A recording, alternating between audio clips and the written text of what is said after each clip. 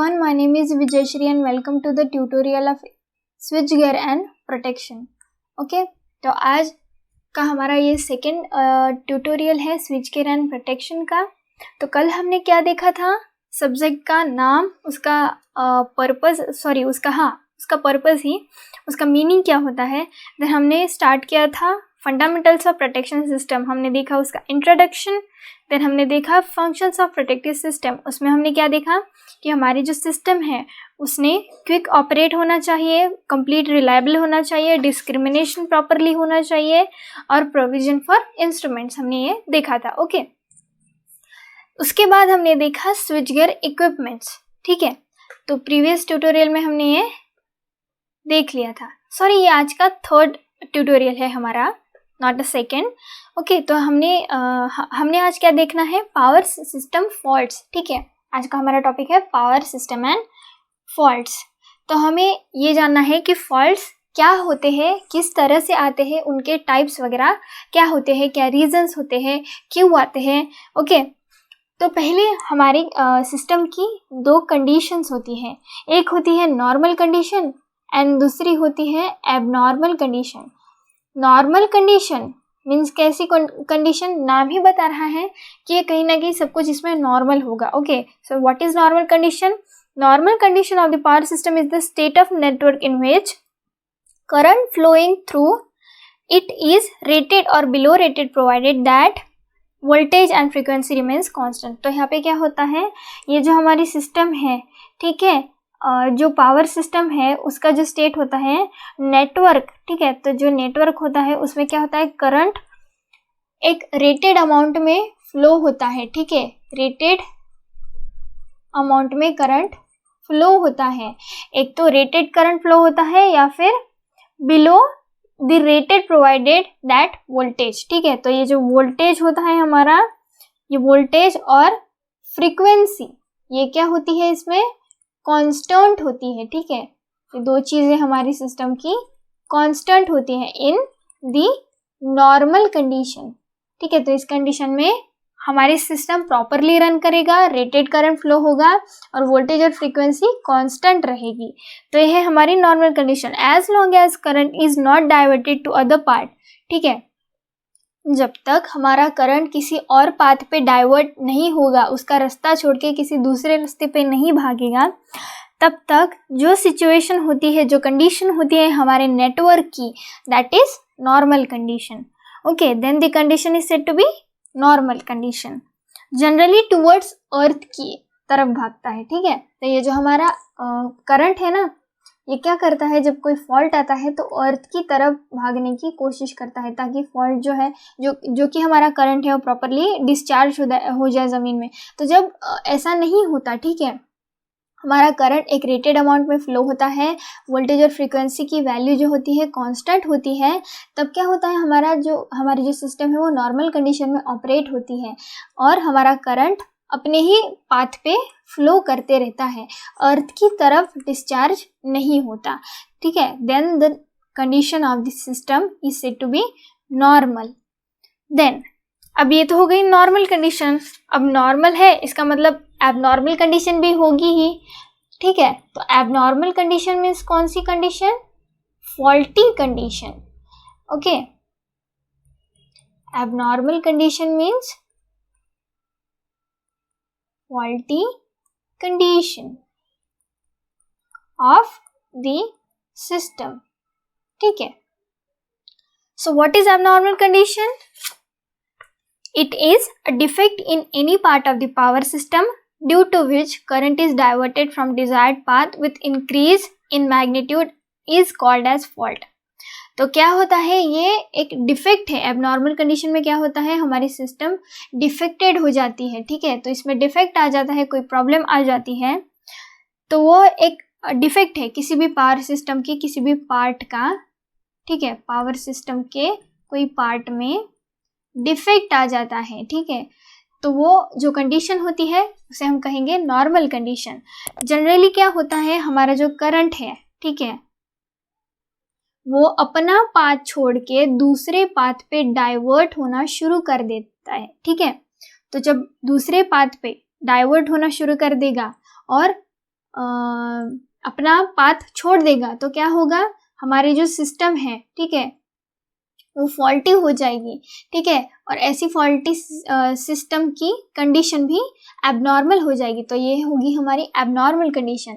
तो जनरली क्या होता है, जब हमारा करंट होता है ना अपना पाथ छोड़ के दूसरी तरफ डाइवर्ट होना शुरू कर देता है, तो क्या करता है, इसका मैग्नीट्यूड भी इंक्रीज हो जाता है, ठीक है, ओवर करंट हो जाता है या फिर किसी भी वजह से इसका मैग्नीट्यूड जो होता है वो इंक्रीज हो जाता है। तो जब इसका मैग्नीट्यूड इंक्रीज हो जाता है और अपना पाथ छोड़ के दूसरी तरफ ये डाइवर्ट करना शुरू कर देगा, तो हमारी सिस्टम क्या हो जाएगी, फॉल्टी हो जाएगी, ठीक है। Then that condition is known as abnormal condition और द फॉल्टी कंडीशन। ओके, तो ये है हमारे सिस्टम की कंडीशन, ठीक है। दो टाइप की कंडीशंस होती हैं, first is normal condition and there is abnormal condition. तो सेकंड हम देखेंगे रीजंस ऑफ फॉल्ट ऑकरेंस। तो क्या क्या रीजंस होते हैं हमारे फॉल्ट ऑकरेंस के, ठीक है, वो हम देखेंगे। अब आप खुद ही सोच के देखिए क्या क्या रीजंस होते हैं, ठीक है, क्या क्या रीजंस होंगे जिससे हमें फॉल्ट, हमारे सिस्टम में फॉल्ट ऑकर होगा। कुछ ना कुछ तो गड़बड़ होगी, या तो सिस्टम प्रॉपरली वर्क नहीं करेगी या फिर करंट ज़्यादा हो जाएगा। तो ये ऐसी चीज़ें क्यों होती हैं, ठीक है, कारण क्या है इसके, ये हम देखेंगे रीजंस ऑफ फॉल्ट ऑकरेंस में, ठीक है। सबसे पहला रीज़न कौन सा होगा, कोई भी हो सकता है, एक है इसमें से इंसुलेशन फेलियर, ठीक है। Insulation failure is one of the reason of fault occurrence. हमारी जो केबल है, ठीक है, उसका अगर इंसुलेशन ही प्रॉपर, उसका कोटिंग ही ये है, सपोज ये है हमारे सिस्टम का इंसुलेशन, ये एक मिनट, तो ये है हमारे सिस्टम का सपोज रेड वाला इंसुलेशन, ठीक है, और ये जो ब्लू पार्ट है ये है हमारा कंडक्टर, ठीक है, ये जो ब्लू पार्ट है ये है हमारा कंडक्टर, और ये जो हमारा रेड कलर का जो इंसुलेशन दिख रहा है, अगर सपोज वो ब्रेक हो गया ऐसे, अगर किसी तरीके से ये ब्रेक हो गया, प्रॉपरली वर्क नहीं करेगा, मतलब डैमेज हो गया, ठीक है, तो क्या हो जाएगा, हमारा जो करंट है वो बाहर भी फ्लो होना शुरू कर देगा, हमारा जो केबल है वो भी प्रोटेक्टेड नहीं रहेगा। तो इस फेलियर की वजह से हमारी पूरी की पूरी सिस्टम में फॉल्ट आ सकता है। तो insulation failure is one of the reasons of fault occurrence, ठीक है। तो और कौन से रीजन है, breaking of the conductors due to excessive heat और मैकेनिकल स्ट्रेस, ठीक है, breaking of conductor due to breaking of conductors due to external heat, ठीक है, एक्सेसिव हीट, किसी ज़्यादा हीट की वजह से हमारे सिस्टम में अगर करंट ज़्यादा होगा, ठीक है, तो हीट ऑब्वियसली ज़्यादा हो जाएगी, तो इसकी वजह से हमारी इंसुलेशन भी फेल हो सकता है और कंडक्टर भी हमारा ब्रेक हो सकता है, या फिर हमारे किसी केबल पे मैकेनिकल स्ट्रेस आ सकता है, ठीक है, तो मैकेनिकल स्ट्रेस की वजह से भी हमारा जो कंडक्टर है वो ब्रेक हो सकता है, ठीक है। So this is the second reason, ठीक है, ये रीजंस में से एक है हमारे फॉल्ट के ऑकरेंस के लिए। Next is over voltage due to lightning और स्विचिंग सर्जिस, ठीक है, तो ओवर वोल्टेज भी एक है। तो जब लाइटनिंग होती है, लाइटनिंग के स्ट्रोक्स आते हैं हमारे सिस्टम पे, तो वोल्टेज की वैल्यू जो होती है वो इंक्रीज हो जाती है, और इसकी वजह से, ये स्विचिंग सर्जिस की वजह से भी हमारे वोल्टेज की वैल्यू इंक्रीज हो जाती है और हमारे सिस्टम में फॉल्ट आ सकता है, ठीक है। और कौन से रीज़न है, अनबैलेंसिंग ऑफ करंट, ठीक है, हमारे जो करंट है ना सिस्टम में दौड़ने वाला, ठीक है, तो ये अगर प्रॉपरली बैलेंस नहीं रहेगा, इसकी अनबैलेंसिंग हो जाएगी, ठीक है, तो हमारे सिस्टम में फॉल्ट आ सकता है। Next is poor quality of system components or because of faulty system design, ठीक है, तो अगर सिस्टम के कंपोनेंट्स की क्वालिटी पुअर रहेगी, मतलब किसी ख़राब क्वालिटी का हमने मटेरियल यूज़ किया हमारे सिस्टम के मैन्युफैक्चरिंग के लिए, तो क्या होगा, हमारे सिस्टम में फॉल्ट आ सकता है, हमें नुकसान झेलना पड़ेगा, इंसुलेशन फेल हो सकता है, उसका ब्रेक हो सकता है, या फिर और कोई प्रॉब्लम आ सकती है, ठीक है। तो ये poor quality of system components or because of faulty system design, और डिज़ाइनिंग भी इसकी अगर रॉन्ग तरीके से की गई हो, ठीक है, तो डिज़ाइनिंग भी प्रॉपर की जानी चाहिए, ठीक है। तो फॉल्टी डिज़ाइन की वजह से भी हमारे सिस्टम में फॉल्ट आ सकता है, ठीक है। Errors in switching operations, wrong connections, defects in protective system, ठीक है। तो एरर्स भी आ सकते हैं। क्या होता है, अगर हमारा कोई स्विचिंग कंपोनेंट है, कोई स्विच गियर है, ठीक है, उसने प्रॉपरली वर्क नहीं किया, उसमें कोई एरर आ गया या बंद हो गया, तो हमारी सिस्टम को प्रोटेक्ट कैसे करेगा, ठीक है। तो उस एरर की वजह से भी हमारे सिस्टम में फॉल्ट आता ही रहेगा और वो आगे की पार्ट में भी फैल जाएगा। तो इसलिए हमें क्या चाहिए, हमारे जो इंस्ट्रूमेंट्स हैं उनको एरर नहीं आना चाहिए उनमें, ओके। देन वी हैव और क्या है, रॉन्ग कनेक्शंस, या रॉन्ग कनेक्शंस भी नहीं होने चाहिए हमारे सिस्टम में, ठीक है। तो रॉन्ग कनेक्शन की वजह से भी हमारे सिस्टम में फॉल्ट आ सकता है।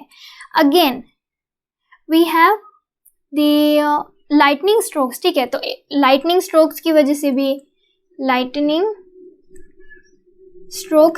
से भी और एयरक्राफ्ट्स की वजह से भी, ठीक है, और आइस एंड स्नो लोडिंग, ठीक है। तो जब बारिश होती है या फिर कोई बर्फ गिरती है, तो आइस